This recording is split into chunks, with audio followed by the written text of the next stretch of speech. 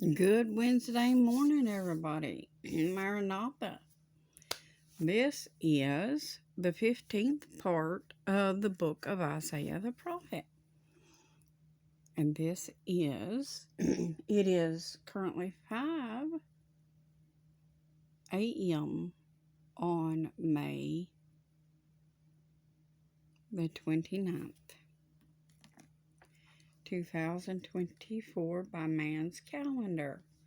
Yes, it's a good brisk early morning, and I'm trying to get woke up still.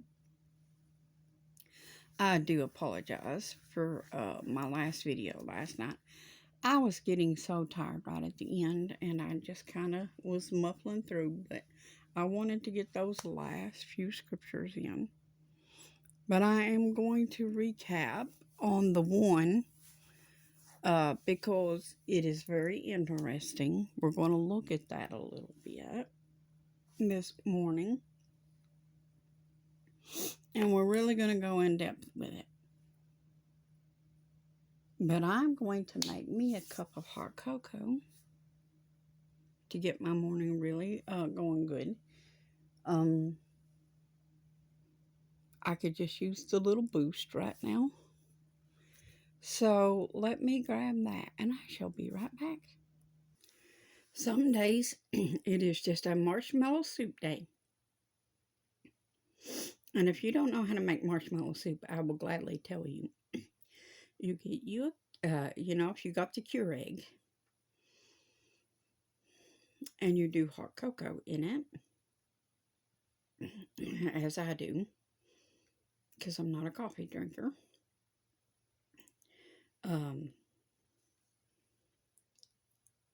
This even works with the caramel flavored cocoa. I love it. I love the milk chocolate cocoa. I love the caramel cocoa. Very good cocos.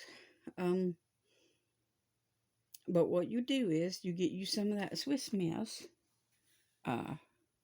also in the packets or even in the can, and whichever you prefer.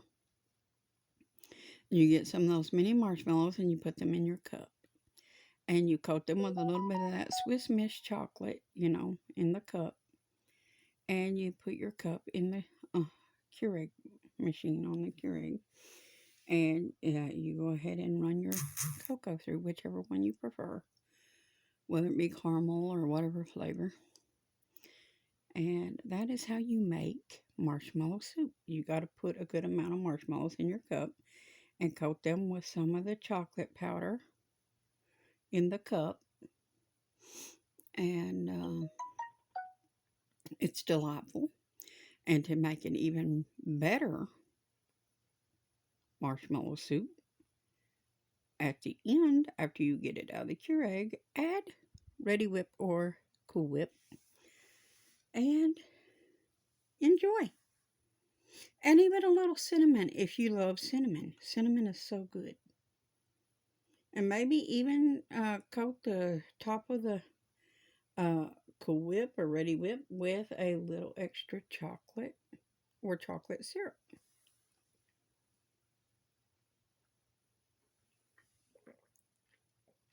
It depends on how much you love chocolate, I suppose, on that one. I myself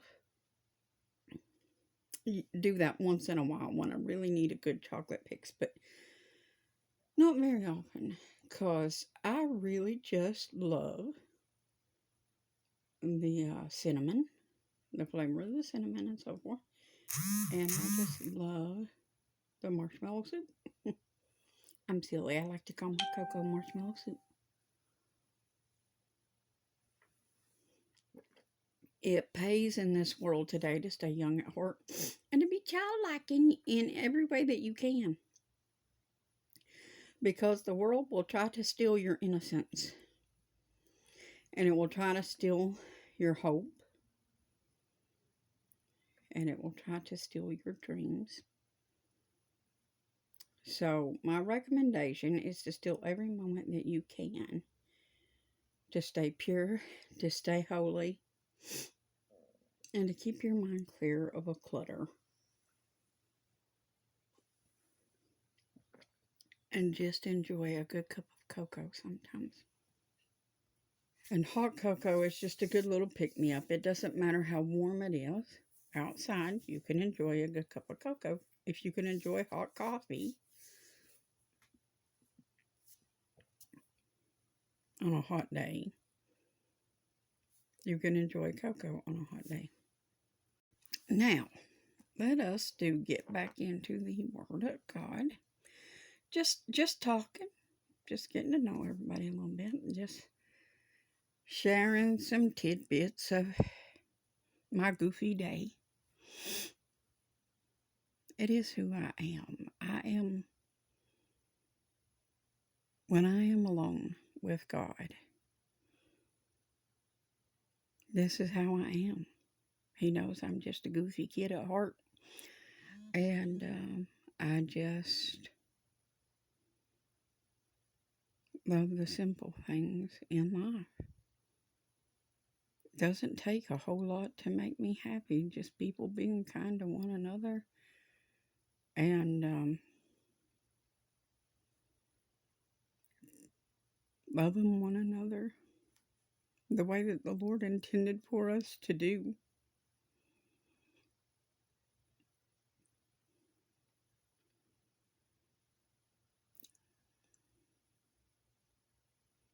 And the world will try to paint the picture to you like they love you, when in truth they're just using you. Remember that. Anyways, let's get on back into this word. Let's see, where am I? I am in chapter 7. And what I wanted to recap was verse 19. So let's look at that. And they shall come and shall rest, all of them, in the desolate valleys and in the holes of the rocks. Now that's the part I really want to get into. Oh, there in that country back then, they had caves and stuff. In fact, they used to hide in the rock cliffs to have church because, they were being persecuted so bad they had to hide to get to have church. And they would get down. Now, this was dedication. I know a lot of y'all wouldn't do this. I actually had a National Geographic magazine that taught me this years ago. Wish I still had it, but I don't. Because as all things do like that, it aged and withered and fell apart. But it had a delightful story and pictures that showed these little tiny churches inside the rocks. And these men would get down and they would crawl into these little foxhole-like things. And believe it or not, they actually had little tiny wooden pews that were had little teensy legs on them, about like that. And they would go in there, and that's what they would sit on, and they would have church. And I mean, they barely had room to set up in these places, but they had to go where they could in order to find place, because the government, the Roman Empire that everybody swears by today, was hunting them. Now, what you all are not aware of, that's Roman Empire is still doing that today. Only now they operate in secrecy, not in the open as they did back then. Now they operate in secrecy under other names like Antifa or such alike. I'm not going to go into all the details. And or WEF and such things. And they hire little guerrilla armies and whatnot to try to keep themselves out of the loop, But in truth, it's still them doing it because that's where the payroll comes from to get these things done. Just like when Judas betrayed Jesus with a kiss, that's where the payroll actually came from. Though it came from the church, it came to the church from the Roman Empire. Of course, it was called a donation, I'm sure, or offering or whatnot, but however they tried to justify it, whatever. There is no justification for paying someone else to kill another person. That is called what? Assassination. Yes. So, that is what's been going on for centuries. And no, I'm not afraid to speak this truth because my God is greater and He will protect me. No one can touch me unless He says so.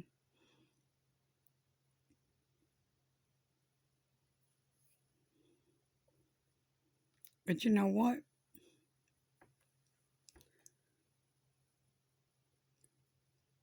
I look around at this world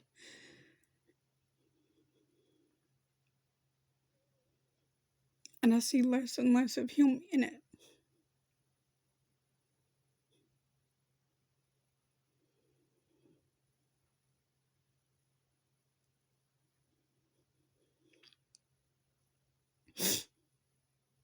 And that destroys my soul. That breaks my heart.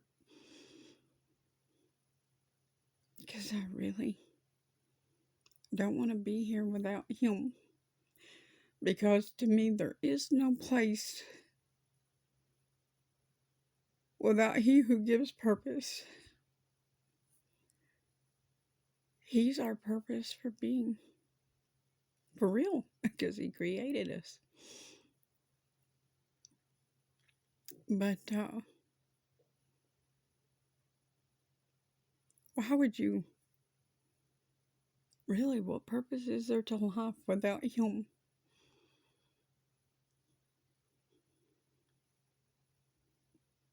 For me, there is none. But, anyways, I just wanted to give some little back history there on the rocks. But now we're going to flash forward into today's time and we're going to look at these same rocks and cliffs. Now, I don't know about over there because I've never been there physically myself. But I know here they dig tunnels beneath the earth and they set up things called bunkers and whatnot like that, or tunneling systems under the earth. Some say, oh, that's subways. No, it's not just for subways or underground trains and stuff. They do it for their purposes too. There's actually cities built beneath the earth in places, whether you know it or not. But anyways, their bomb shelters and so forth like that is what I was wanting to talk about a little bit, because that is something that we have going on in today's time. And it's certainly something y'all can understand and wrap your mind around. But let's go on into this now that we have brought this up. I just wanted to give y'all some perspective on these scriptures. And upon all thorns and upon all bushes. Now, this is what they're doing. They're building upon all these things, right? And going into these places. And in the same day shall the Lord say, shave with a razor that is hired, namely by them beyond the river, by the king of Assyria. Now, what is Assyria in today's time. That's Russia, right? Oh, I'm out of time on this particular video. I don't want to not get it up, so we will finish this discussion in the next part.